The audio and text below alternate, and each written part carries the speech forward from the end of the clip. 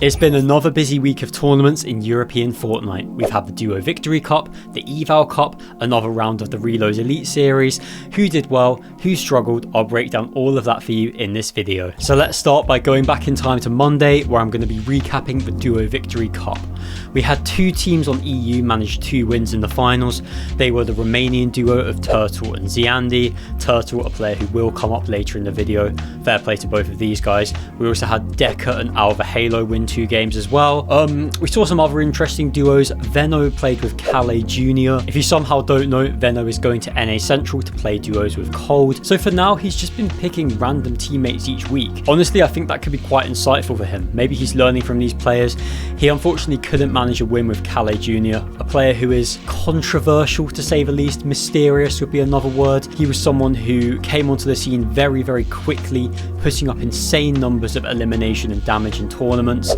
And then there was that one cup where they qualified to the finals and then they didn't play the finals because they got banned, but they also weren't officially banned because he's still playing. As you can see, mysterious situation, mysterious player, very good, but we don't know the full story with him. Anyway, they weren't able to get a win. Their best performance in finals was an 11th place. Savage and Mongraal played this tournament. They qualified to the finals, but they also weren't able to get a win, with a 5th place being their best result. One team that were able to get a win, however, were Queasy and Rax. Rax made an incredible solo clutch to secure the Victory Royale. I'm going to play the clip for you now. I'm dead. Nice.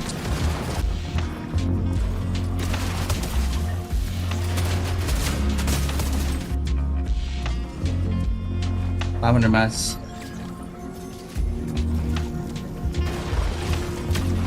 Nice. Just keep, let him fight, don't kill him. Nice. We didn't tank this game at all. 5 bills.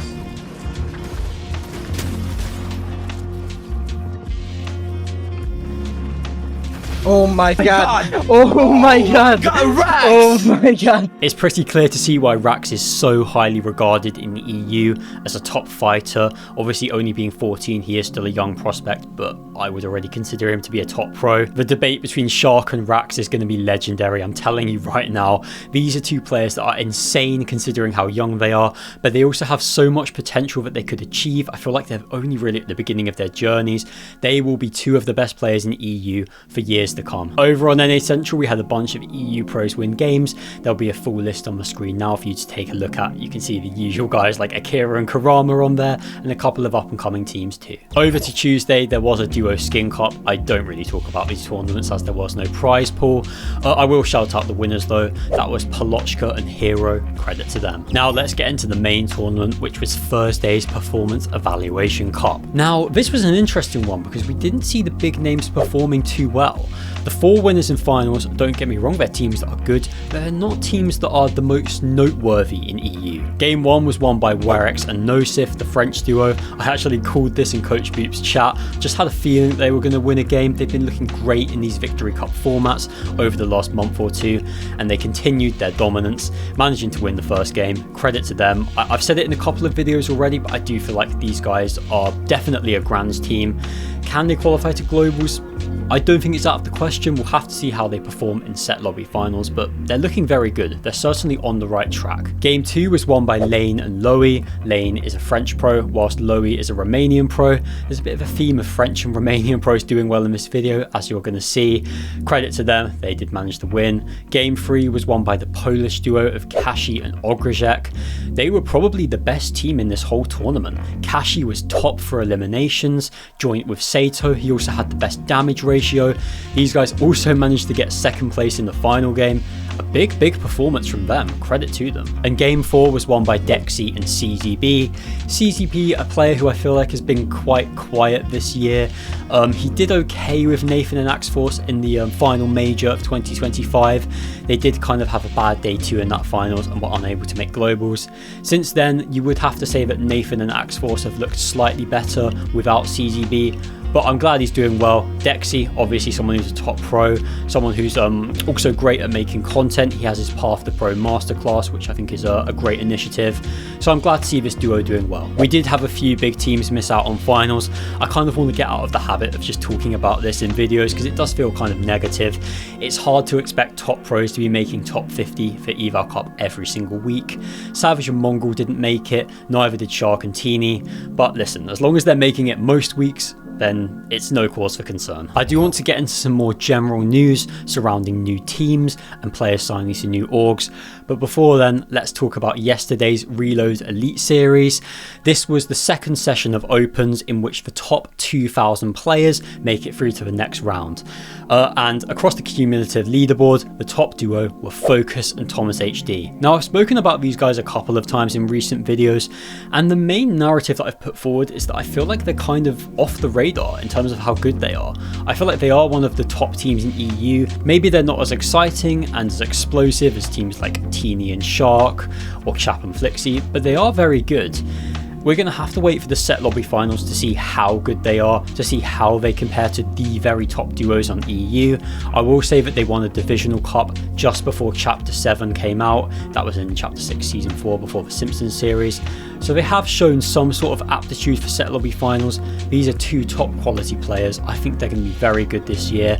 Certainly, I think they are going to make globals if they stick. I think there's a very strong argument for them being a top 10 duo in EU. Top 5, probably not yet. We're going to need to see them show a little bit more for that. But credit to them, this was a great performance. They also announced last night that both of them will be signing to new orgs. They did this at the same time, which makes me think that maybe it is the same organisation picking them both up as a duo for the Esports World Cup. I don't have any news as to who that will be. We'll have to wait and see. In second place, we had Stormy and Eddie. A massive performance from these guys. They're ranked 276th and 530th for EU PR respectively. So they are good players, but certainly this is a big overperformance. So credit to them. We'll have to see whether they can keep it up into the next round. In third place, we had Chap and Flixie. I mean, obviously these guys are a top team. I don't really need to tell you guys that. They actually did really well in the PlayStation Reload Cup, if you remember that from the Simpsons season. They won the whole tournament, which clearly shows that they have ability when it comes to this mode. So maybe they're the favourites to be the first team to qualify for the Esports World Cup. Now, very good news for Mongraal fans. He managed to come 4th in the cumulative leaderboard alongside his Reload duo mate Turtle. Massive performance from them. This is really good. I mean, I've said in a couple of videos that I feel like this is the best I've felt about Mongraal in quite some time in terms of the way he's working, in terms of the improvements he's making. I've been really impressed with him, and if he can back it up with performances like this, I mean, the leaderboard doesn't lie. He is performing well at the moment, and yeah, alongside Mr. Savage, I could really see them playing well this year. There was an interesting clip going around actually that I'll play for you now. Veno was talking about Mongraal, but he didn't see the potential. Have a listen. Blood's got kind of like a shaky talent ID. Because I've seen some of his talent IDs before and they've been bombs. He used to have Ziandi. Ziandi was one of his talent IDs.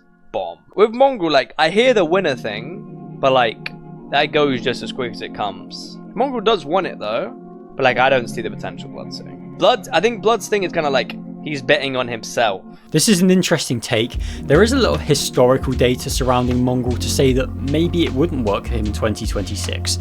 If you did just literally look at the past placements, you would say that BloodX could be spending his time better, perhaps focusing on a prospect that's younger, that's better at fighting. However, I think what we're seeing from Mongraal right now shows a willingness to work hard, a willingness to improve, and he is already making such big strides, and we have the whole year ahead of us. I mean, there are literally months and months and months until globals. He could get so much better in that time.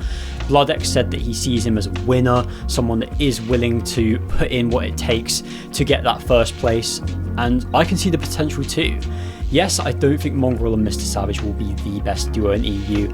Yes, I don't think they're going to be in the conversation to be winning FNCSs. And yes, I'm not even 100% sure if they'll make it to globals. I do think they're capable of it, but with so many good teams on the region, it is a bit of an ask.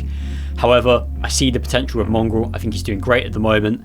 and I'm excited to see how he develops over the next few months. I'll quickly run down the rest of the top 10 for you. We've got Sky and Scroll in 5th. Obviously a top duo, very good at reload, we've seen that in the past, great chemistry, no shocks there. Syaz and Scary Sean in 6th. I've spoken about these guys a couple of times and how I think that Spain are entering kind of a new prime in terms of the talent they're putting forward. Syaz and Scary Sean are in my book the most talented players in Spain right now, but you've also got guys like Yarko, like Kier, like Gordetti. So it's definitely an exciting time for Spain, and 6th place for Syaz and Scary Sean, a great placement. We had Moneymaker and Fanayan coming in 7th, and Veno and Pixie in 8th. As I said earlier in the video, Veno obviously going to NA Central to play with Cold, which has meant that he needs a separate duo for the Reload Elite series, and he's chosen to play with Pixie as he believes that gives him the best chance of qualifying in the first 2 qualifiers.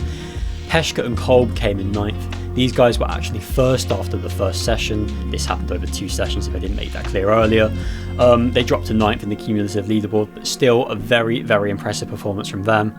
And Vico and Malabuka rounding out the leaderboard in 10th. So what happens now? Well, we've had the top 2,000 duos in the EU qualify to the next round, which is the Reload Elite Series play-ins. In order to qualify to the next round, which is heats, you have to finish in the top 80 duos over 2 sessions. Now, I was going to speak about the solo series heats maps. I'm not going to do that because they are literally happening today and tomorrow. Tune in Monday where I will break down all 4 heats and which players did well and which players didn't qualify. Very excited about that. For now though, let's go over some team news. And I want to talk about a team that actually isn't on EU, but you will understand why I'm mentioning them. Hell on Steam, the Middle East player, announced that he is going to be playing with Hen. Yes, that's right. I mean, if you know anything about EU competitive, then I'm sure you know who Hen is, a multi-time FNCS champion.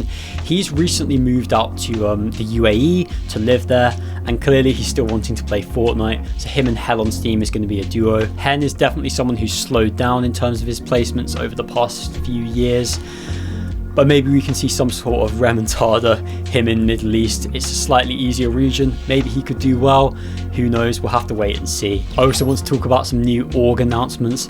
T1 have re-entered Fortnite, the Korean organisation, and they have signed Dom and Demus as their 2 players, as well as Sven as the coach. This move shows that they're really switched on. Dom and Demus both had an unbelievably good 2025, breaking out, going from very unknown players to literally some of the best pros in the EU. And I don't see that incline stopping anytime soon. I think they're going to keep exponentially improving, and I'm glad that T1 have recognised that. Something interesting, by the way, if you didn't see this, coaches are allowed at the Esports World Cup. They are literally allowed to stand behind the players as they play on LAN, which is why you're going to see a lot of these organisations signing coaches too. So T1 picking up Sven, who is one of the best coaches in Fortnite competitive, that's a very big move. Almost arguably a bigger move than picking up Dom and Demus. Get ready for other organisations to pick up coaches, because I do think that's something that is going to be very important. The other organisation that has really impressed me is MGA. Their roster is full of very high quality up and coming pros. Whoever's doing the scouting for them, whoever's doing the talent ID, clearly knows exactly what they're doing. You've got Phyto, Franek, Trucio and Winther. These are all players that I genuinely believe are going to explode in 2026.